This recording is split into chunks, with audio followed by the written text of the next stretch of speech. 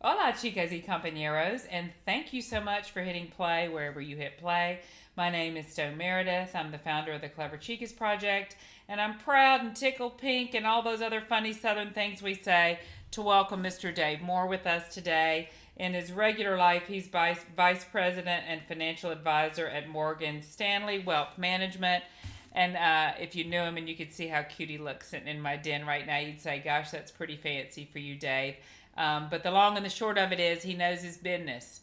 And he's a super nice guy, and he has come all the way down from Minneapolis, Minnesota to San Key, Florida to come and try to share what we've learned in this hard knock life together on some ideas about ways to think about finance and money and your future and kind of ways to realize that at y'all's age, there's a whole lot of power in your hands. And Dave and I got to talking and wishing that somebody told us that when we were your age. So just to let you know, I'm an instructor of English, philosophy, literature, and all that kind of loosey goosey stuff. They can say, some people might say hippy dippy kind of stuff. I'm not a math girl by day, and Dave is a math guy by day. But we're here kind of under this idea of the Clever Chicas Project, which is this idea of ordinary people doing extraordinary things.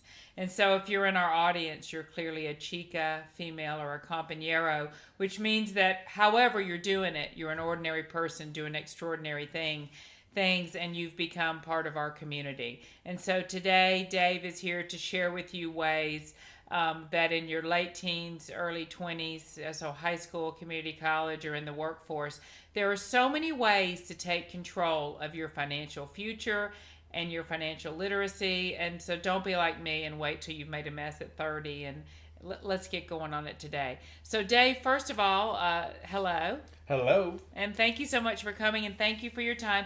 As we get going, tell us what it means to have your job, what your day is, and what your job really is. My overarching goal is to help individuals, families, small business, and nonprofit organizations navigate complex financial situations and make them simple.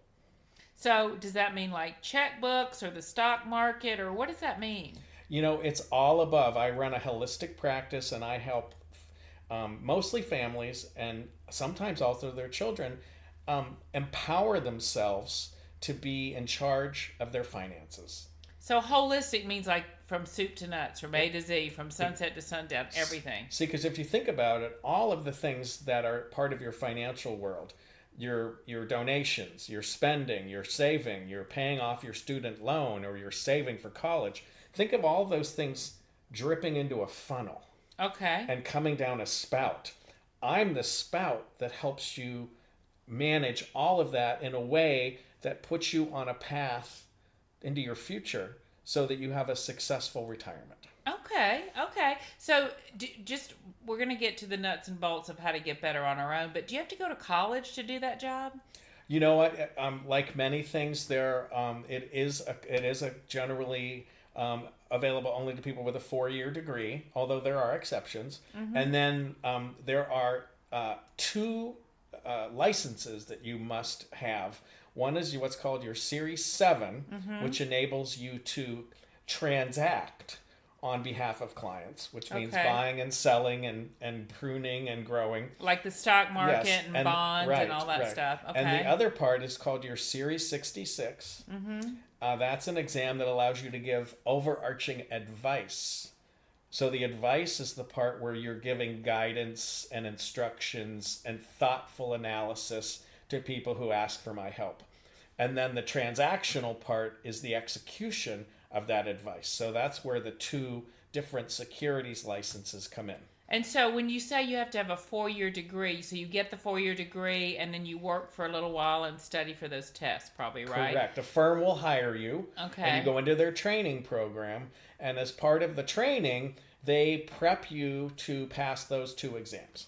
So if and maybe nobody's interested in this, but maybe somebody is, what kind of degrees, is there like there's not a financial planning degree, so what kind of a degree would make a firm maybe interested in me? Well, you know what? That's a really good question.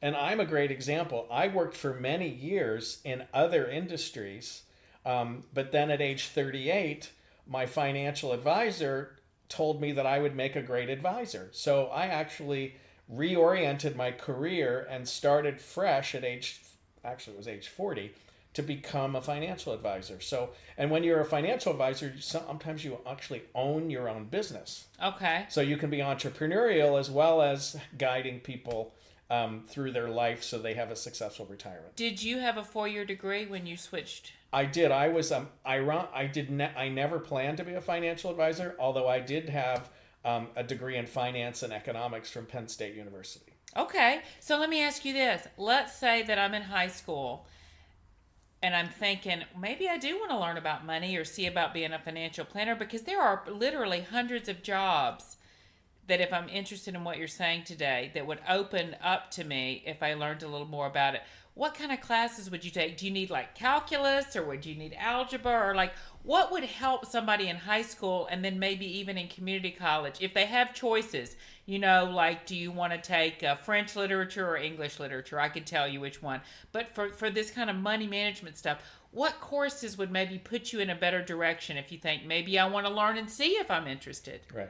Well, I would say definitely economics is the foundation of any kind of business career. Because understanding how the economy works, how the world economy works, how businesses function, how individuals function financially, any course you can take, personal finance, business finance, macro or microeconomics, that's a really good foundation of understanding the basic pillars on which our economy and our financial world are built. So let's say that you're going to get a degree in nursing, or you're going to get or you're going to be a CNA, be a certified nurse's assistant at a community college, or wherever you are in your career path. If you're what you're saying is, you don't have to say I'm going to go major to do this one thing. You're saying whatever you're doing in your life, maybe it's a good idea to keep in your hip pocket. I'm going to take economics. I'm going to take finance. I'm going to take accounting. I'm going to take the first opportunity I see that has to do with touching money. I'm going to do that. Because it kind of does open the door, doesn't it? Maybe if later in life. It does. But I'll tell you this. I think for everybody to be economically and financially literate, yes, is whether you become a financial advisor or not, is so crucial to surviving in the economy today, with student loan debt, credit card debt, understanding how credit cards work, understanding how the banking system works, understanding compound interest, how it works in your favor when you're saving or works against you when you have revolving credit debt balances. So, but I will also tell you that some of the most successful financial advisors have liberal arts degrees. And you know why? Because they understand holistically how the world works. There's that word again. So they understand the whole picture. So yes. Maybe somebody like me, an English professor, could go out, take some finance classes, catch up, and get in with the firm, and then be put in a position to train. So let me ask you this. Let's say that I'm training to be a barista, and that I'm learning to work in a coffee shop. And so those kind of skill sets, there's so much responsibility there. You learn how to do things in a process. You learn to work as a team. And I think a big part of what you do so well, you learn how to interact with other people. Are there ways that something as specific as that very intensive training to working as a barista could maybe launch someone into defining not only their personal future, but maybe thinking of themselves as maybe a financial presence in their community, or as maybe somebody who does what you do? Am I overstating the power of what a job and training like that could do for a financial future? Yeah, and let me answer your question in two ways. There are two ways you can get involved in the financial services industry. You can be an analyst or a portfolio manager, and you can actually build investment packages. Okay. Or the route I've chosen to take is I am almost like a life coach, a life therapist with regard to people's finances and helping them meet their goals. Okay. So you can be really technical and kind of be behind the scenes, and excuse the expression, you can be a financial nerd and crunch numbers and build portfolios out of investments and savings and bonds and stocks. Or you can be like me, you can let the computer do the technical work, and you can be the voice that helps people understand who they are and the things that they're deficient in and the things that they're great at, and help them lean on their strengths and overcome their deficiencies so their financial future is secure. So Okay. left brain people and right brain people can be very successful in the financial services business. But what is your passion? Is your passion being analytical, or is your passion being a bridge builder and a relator? Okay. And so a lot of it has to do with just who you are as an individual. So let's go back to Play this to idea your strengths. of Yes. maybe you're working in a coffee shop, you're training to become a barista, and you're learning, because there's just really that position is such a great foundation to be set really in this economy. You have you're trained labor, you have a very good skill set. You understand how to operate the latest technology to take payment, to complete orders. You've learned a menu. You're learning customer service. So it sounds to me like in that job, if you're thinking, okay, I need to try to take economics, I need to try to take accounting, whether I want to be a financial planner, I need to do that for my own self so that I'm literate and taking care of my own money. But it sounds like a job, say, for example, working in a coffee shop, because that's every teenager's dream job anyway, right? Right. And so, when we were a kid, they wanted to work at the burger place because there were milkshakes. Now the dream job, of course, is the coffee shop. So if we think about all the skill sets it does to become that skilled labor, there are specific components. We could say, do I do better coming to the front of the house and greeting people and keeping the line moving and handling customer complaints? Or am I really a little bit better making sure that ordering is done on time, that the processes work better? And those kind of ideas, it sounds like, could really funnel you into a great financial future. Another piece I don't want to let get away from us is the power of your advisor. Because I think after hearing, Dave, what you've shared with us, and then thinking of this work that you're doing, whatever position you have, really puts you in a good position to go talk to your advisor and say, I think I'm maybe more analytical, or I think I'm maybe more of a people person. I'd like to learn a little more about financial literacy. And so don't forget, everybody, that your advisor in your high school, your community college, and your university is sitting there waiting and hoping someone will come in their office with that kind of focused information. And that kind of gets on, as we're at about 12 minutes into this, gets on at this next idea that I think is really important for today as we kick off this series. As we look at money, and as we earn money, and as we earn skills, and as we plan for the futures, I remember vaguely being in my late teens, early 20s, and, I just felt like my hair was a little bit on fire. Like everything had to be done today, Dave. And I felt also like that, everything had to be done today, but you also feel like you have all the time in the world. And there's a lot of truth to both of those things. But I think, again, we're getting back into that idea of power. I wish someone had come to me and said, Stone, there's a difference between what you want and what you need. Because, now that we're saying, okay, are you a logistics person? Are you a people person? That would have been very helpful to me. I, much like you, really like working with students to help them figure out what they want to write, and then let's learn to write that way. So you and I are kind of that same. We have analytical people we work with, but we figured that out late in life. Wish I'd figured it out younger. So the first step is really figure out where you belong, right? Are you a people person? Are you the analyzer who makes it work? Are you somewhere in between? And then we've also identified a key point, which I think is no matter what, if you never work in financial services a day in your life, you want to be able to do some certain things on your own. And as a late teen in your early 20s, Dave, where should somebody be in thinking about their own finances and what they should have? Should we be having a debit card or Apple Pay or a retirement fund? What do people need to be doing at that age? Well, I think one of the first things we do as adults financially is we understand our financial landscape. Do I have money in savings?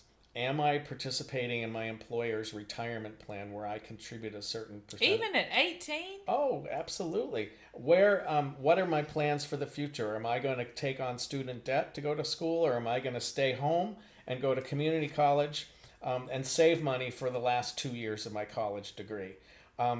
Am I going to be, am I saving? Am I sharing? Maybe you what need am a I car. spending? Maybe I need a car. Right. And what is my money personality? Am I a maverick and I'm going to spend every dollar I get? Or am I going to be more contemplative and think about every time I reach into my wallet to buy that coffee? Because, when you buy something, you're foregoing financial power in the future. So what do you mean by that? Well, every time you buy a $5 coffee, that takes away $5 of future enjoyment. But where am I going to get my coffee? Well, you could go to McDonald's drive-thru and get coffee for 99 cents, and then you have $4 in your pocket. Or I could make it at home, or I could drink water, or... So money is a series of choices, compromises, gains, losses, however you want to look at it, but you are in charge of your financial power. Don't let your money take control of you. So would you rather have one really beautiful pair of slacks, and you have those slacks for 10 years because they're timeless and they're well constructed and the fabric is beautiful? Or would you rather have 10 pairs of cheap slacks? They're going to fall apart after they're washed one time. And this brings up a good point. Yeah. Because sometimes, if they're work pants, I'll take the cheap ones. Right. But if they're a really gorgeous pair, and really shoes would have been a better analogy for me. But we get the idea, right? But if there's something where, every Christmas I know I want to look really nice, and I'm going to buy one really nice pair, and every time I go...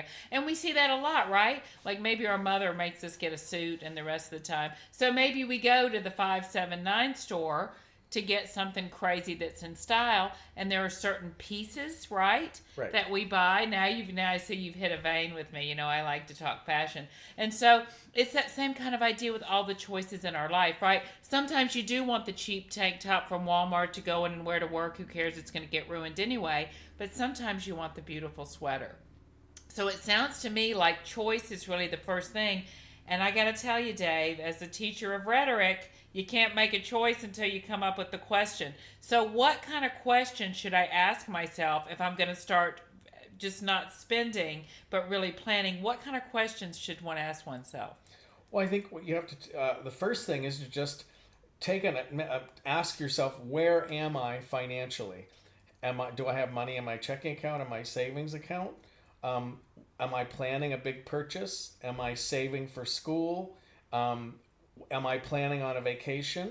Or am I going to just spend my money in the moment and not worry about all of that? So you kind of have to decide where you're at. But a lot of people, I don't even think about that they have power over their money.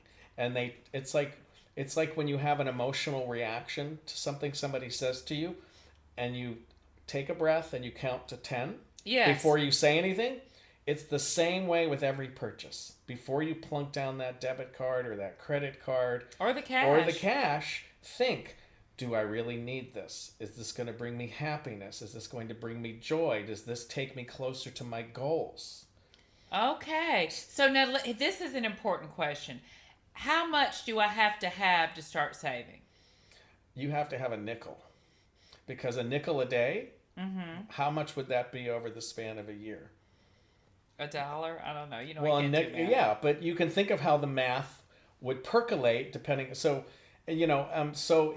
any amount, just start someplace and then build. So, say you put away $12 last month.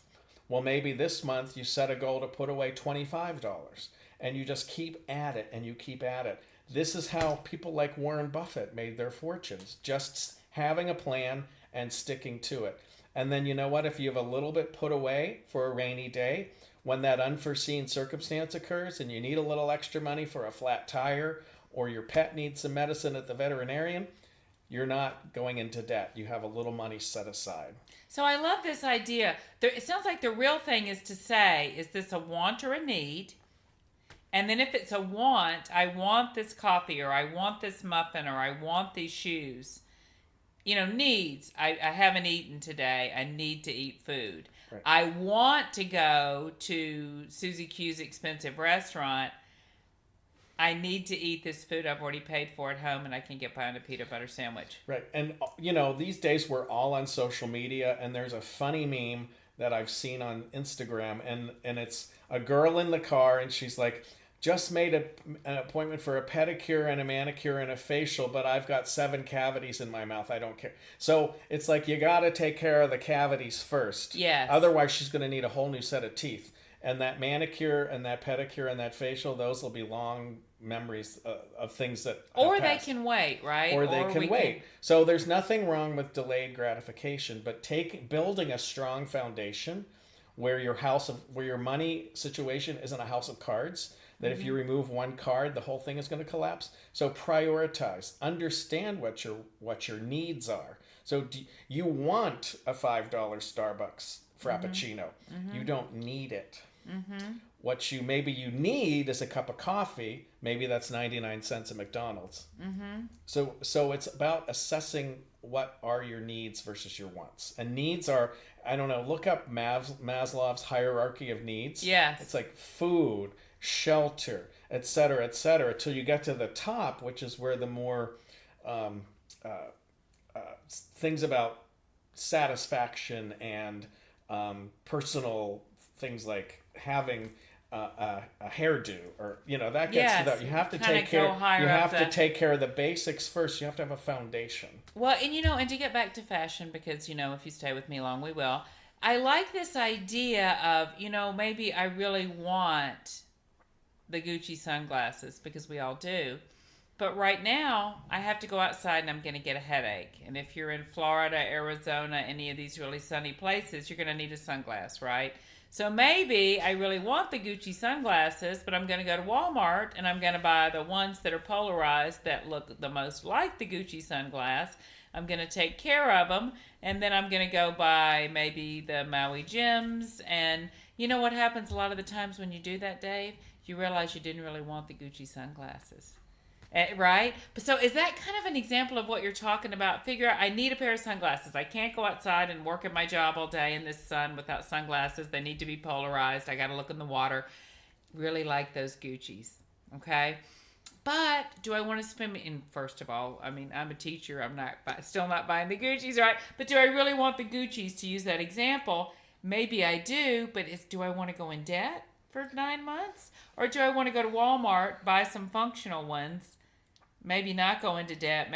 Am I kind of getting at the idea there? Well, think of every financial decision as a set of choices and opportunities. So if you buy the Gucci sunglasses for $500, are you going to be able to go anyplace fun and wear them? Or are you going to be broke and sitting at home with $500 Gucci sunglasses? That's a perfectly legitimate choice, and I support you 100%.